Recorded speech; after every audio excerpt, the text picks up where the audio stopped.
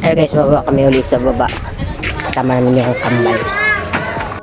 At dahil nga wala kami magawa sa bahay, naisipan muna naming bumaba doon sa baba para ipagpatuloy yung aming paglilinis. Pero syempre, hindi pwedeng hindi kasama itong kambal na to kasi ito lang yung nagpapatanggal na aming pagod sa sobrang kulit.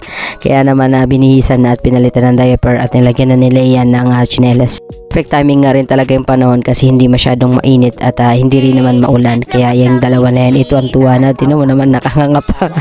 At sinama na nga namin maglakad dun sa baba kasi malapit-lapit lang naman. At syempre para malibang rin kami at pangpalipas na rin ng oras kasi marami pa talaga lipitin dun sa bahay sa baba. Ayan si My Love, si Leia, si MM at yung kakambal si Stephanie at si Stanley. Medyo mahirap nga lang talaga duman dito lalo't may kasama kang bata kasi medyo matarik at medyo madamo at talagang mabundok pa yung mga lupa dito.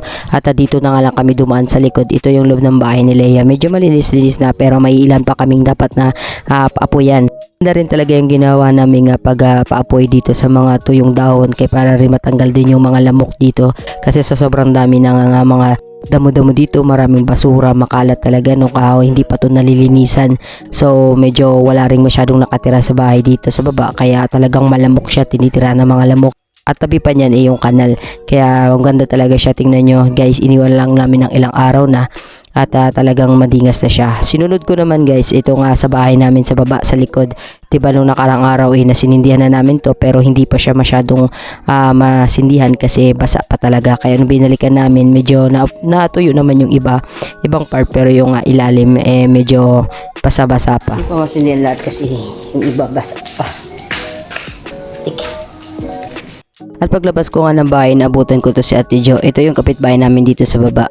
Ipag talaga siyang magtanim dito sa harap namin habang wala kami kasi nga naman sayang din yung lupa dito, nakastock lang.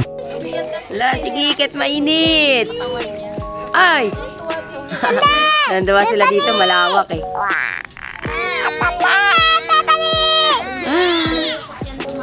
Hi for today's video.